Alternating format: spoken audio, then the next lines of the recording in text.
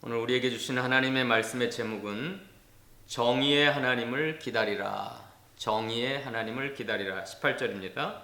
여호와께서 기다리시나니 이는 너희에게 은혜를 베풀려 하시며 일어나시리니 이는 너희를 긍휼히 여기려 하심이라.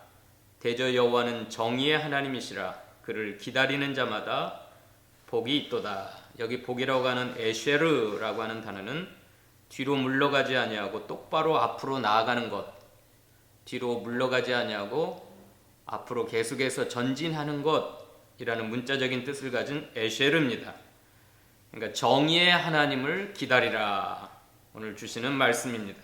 옛 것을 보내고 떠나보내고 새로운 것을 맞이한다는 의미에서 송구영신입니다.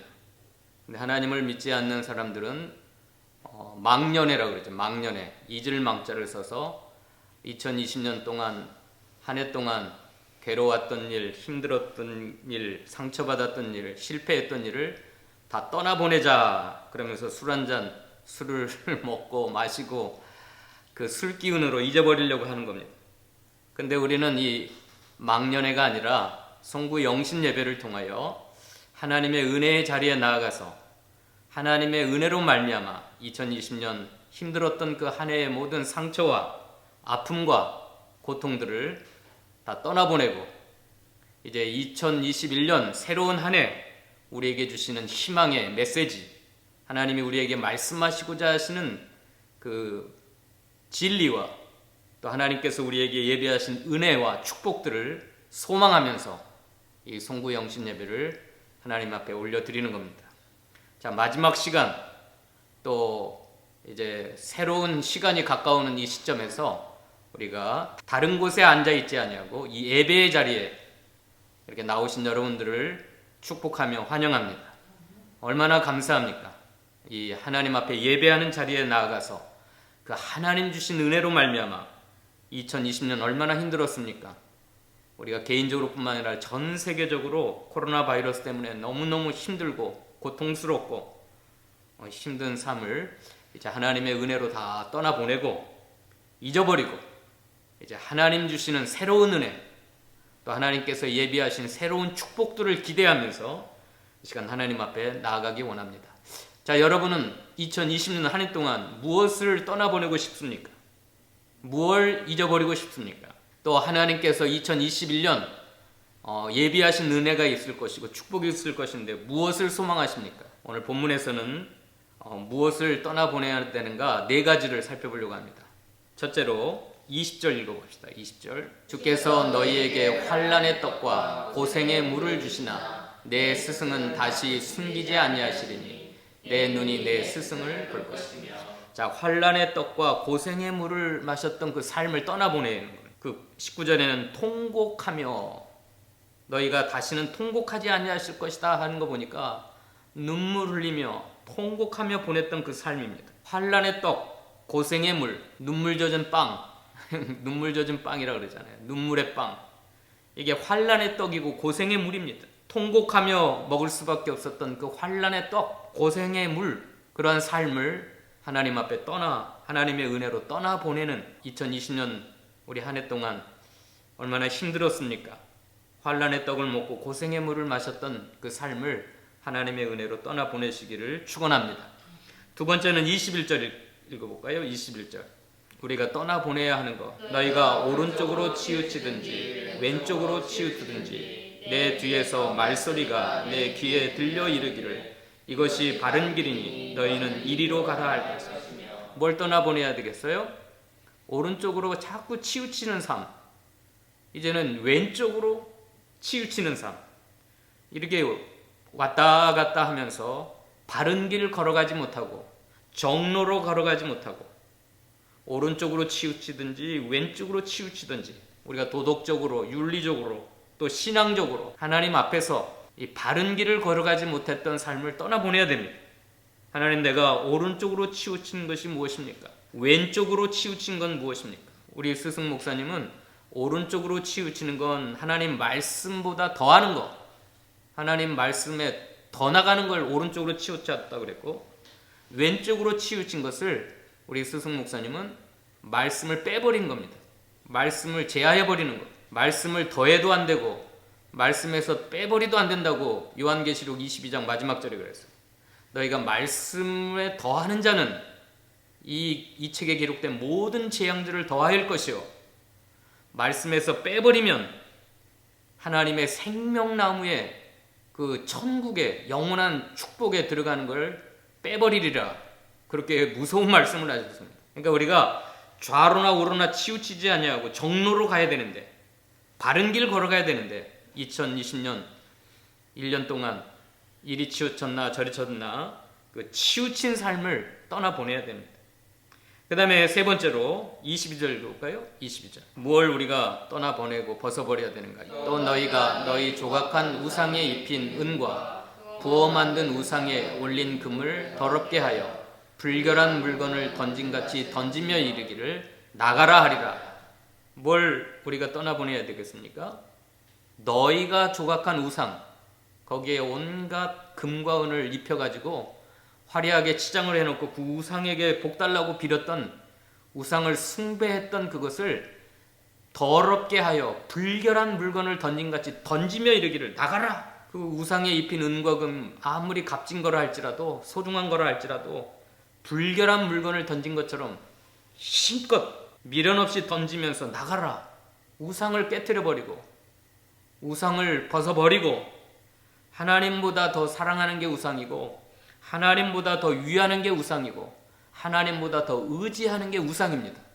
그것이 자기 자신이 우상일 때가 있고 자기의 생명이 우상일 때가 있고, 예수님은 예수님보다 더 사랑하는 가족들, 부모, 형제, 자식, 그게 다 우상이라고 그랬어요. 나를 따라오는데 합당치 아니한다 그랬어요. 내 제자가 되지 못할 것이라 그랬어요. 이게 다 하나님보다 더 소중히 여기고 하나님보다 더 사랑하고 하나님보다 더 위하고 하나님보다 더 자랑하고 의지하는 것, 그게 다 우상인데, 그 우상을 굉장히 소중히 여기고 그랬었는데 어떻게 어떻게 던져요? 더럽게 하여 불결한 물건을 던진 것처럼 던져버려라. 2020년 한 해 동안 우리가 하나님보다 더 귀히 여기고 사랑하고 의지하고 했던 모든 것들을 떠나보내야 됩니다. 이 시간 이런 시간이에요. 또 마지막으로 한번 읽어봅시다. 25절 26절. 네 번째, 무엇을 우리가 떠나보내야 되는가? 크게 살육하는 날 망대가 무너질 때 고산과 줄령마다 그 뒤에 개울과 시냇물이 흐를 것이며 여호와께서 자기 백성의 상처를 싸매시며 그들의 맞은 자리를 고치시는 날에는 달빛은 햇빛 같겠고 햇빛은 7배가 되어 7날의 빛과 같으리라. 크게 살육을 당하여 가지고 상처받고 또 매맞은 거, 병들고 고통스러운 상처들, 아픔, 이 모든 걸 다 떠나보내야 됩니다. 이게 크게 살육당하는 날에 망대가 무너져가지고 자기 백성의 상처, 맞은 자리를 고쳐주시고 싸매시는 그 하나님의 은혜를 받아야 됩니다.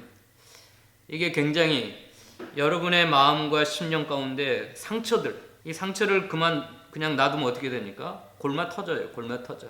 거기에서 고름이 생기고 썩어 들어갑니다.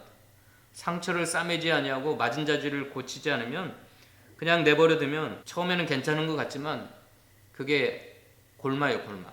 속으로 썩어 들어갑니다.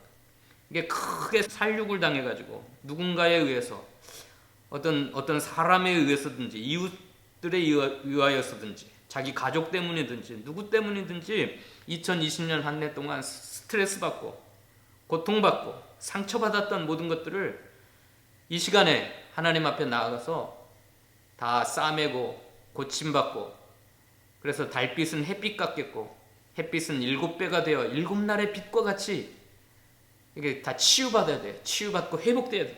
저는 여러분들의 상처를 다 할 수가 없어요. 자기는 자기 자신의 상처를 압니다.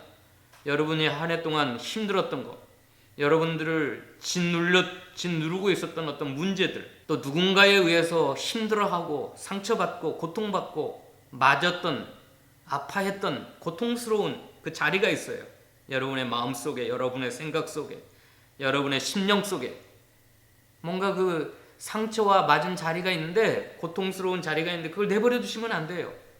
이 한 해가, 오늘 날이 저물기 전에 하나님 앞에 나아가서 여호와께서 자기 백성의 상처를 싸매시고 그 살육을 당하는 그 날, 그 상처 속에서 뭐가 흐른다 그랬어요? 25절에 크게 살육하는 날 망대가 무너질 때 고산마다 줄령마다 개울과 시냇물이 흐를 것이요. 여러분 상처 가운데 여러분 고통스러운 그곳에서 샘물이 터져 흘러나가야 돼요.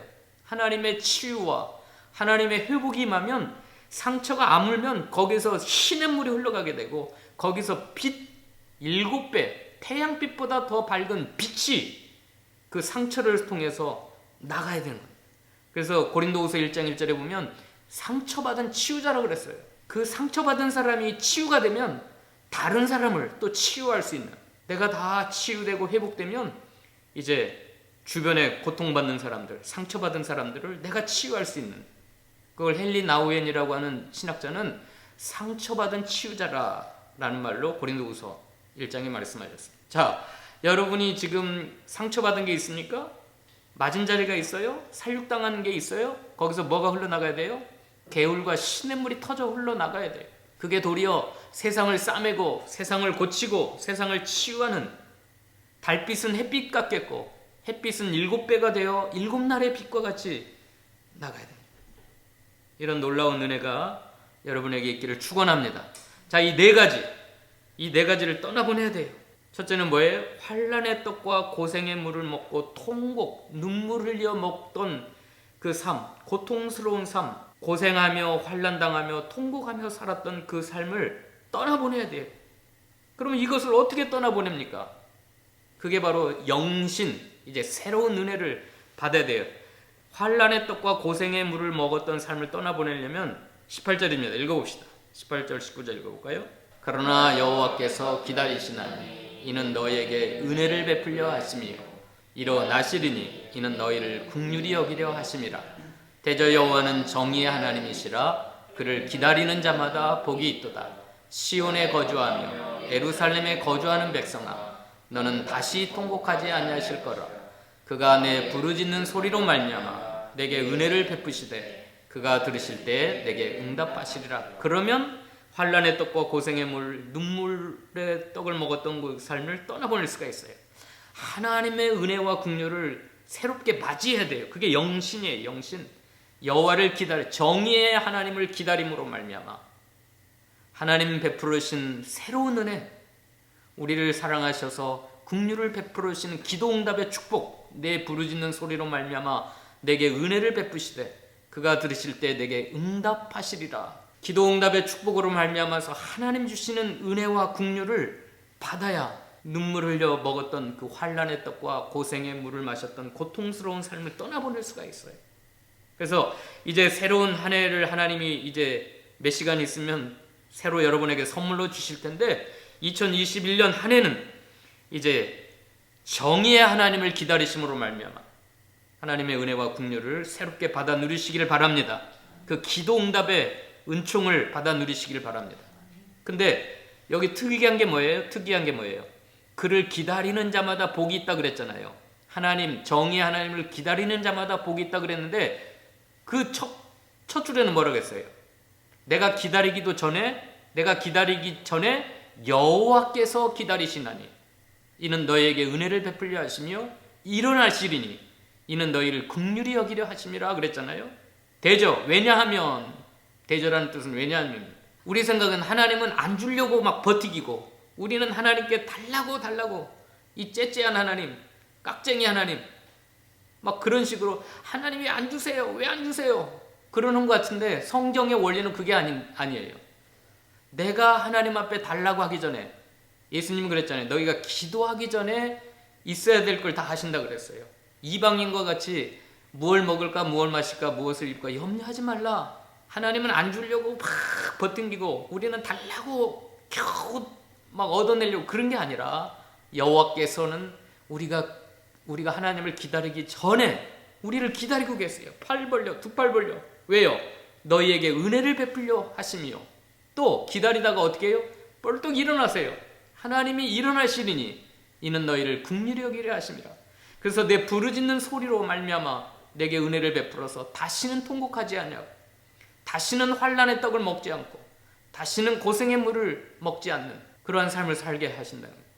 2021년 한 해 동안 이런 하나님을 여러분 기다리시기 바랍니다. 내가 하나님 앞에 나아가서 기다리기 전에 하나님은 먼저, 우리 탕자의 비유에서도 그랬어요. 탕자가 아버지를 떠나서 창기와 더불어 아버지의 재산을 다 날릴 때 자식은, 그 아들은 아버지를 까맣게 잃어버리고 아버지가 베풀어준 모든 사랑과 은혜를 까맣게 잃어버리고 창기와 더불어 술 마시고 방탕하고 다 날렸을 때 아버지는 집 나간 아들을 하루도 잊지 않냐고 기다리다가 저 멀리, 까마득히 멀리 아들이 돌아온 걸 보고 아버지는 버선발로 뛰쳐나가가지고 아들을 맞이해가지고 죽었던 아들이 살아왔으니 소를 잡으라, 잔치를 배설하라. 이 죽었던 아들이 돌아왔다 하면서 가락지를 끼워주고, 이게 하나님이십니다. 그 다음에 두 번째로 오른쪽으로 치우치든지 왼쪽으로 치우치지 않냐고 바른 길 걸어가려면 어떻게 되는가? 20절 21절 읽어볼까요? 20절 21절. 주께서 너희에게 환난의 떡과 고생의 물을 주시나 내 스승은 다시 숨기지 아니하시리니 내 눈이 내 스승을 볼 것이며 너희가 오른쪽으로 치우치든지 왼쪽으로 치우치든지 내 뒤에서 말소리가 내 귀에 들려 이르기를 이것이 바른 길이니 너희는 이리로 가라 할 것이다. 이거 매우 중요한 말씀이 뭐죠? 스승이 있다. 너희에게 스승이 있다. 내 뒤에서 우리를 인도하시는, 바른 길로 가라고 하시는, 내 뒤에서 내 귀에 들려주시는 바른 길 걸어라, 이리로 가라 하시는 그 스승 말이에요. 스승. 우리가 오른쪽으로 치우칠 때, 왼쪽으로 치우칠 때 내버려 두지 않냐고 우리로 하여금 정로를 걷게 하시는 그 스승이 누굴까요? 여러분, 집사님들, 여러분들이 오른쪽으로 치우치려 할 때, 왼쪽으로 치우치려 할 때, 말씀에서 벗어나는 삶을 살아가려고 할 때 여러분 뒤에서 스승의 음성을 들려주시기를 이게 바른 길이니, 그래서 우리에게 바른 길을 깨닫게 하시고 바른 길을 가르쳐 주시고 이리로 가라 하시는 스승이 있어요. 누구시죠? 예수님이 우리의 스승이시고 성령님이 우리의 스승이세요. 진리의 성령님. 그 성령님이 저와 여러분들이 계속해서 우리는 막 오른쪽으로 치우치고 왼쪽으로 치우치고 그렇게 살려고 막 그래요. 정로를 벗어나고 싶은 게 우리의 타락한 본성이에요. 타락한 본성. 근데 끊임없이 성령이 스승 되셔서 진리를 가르치시니, 그 찬송 있지요. 성령이 스승이 되셔가지고 진리의 영께서 우리를 모든 진리 가운데로 인도하시면서 신구약 성경 말씀에 맞는 하나님이 기뻐하시는 길, 생명길, 복된 길, 이 길로 우리에게 가라고 우리 귀에 들려주시는 스승님이세요.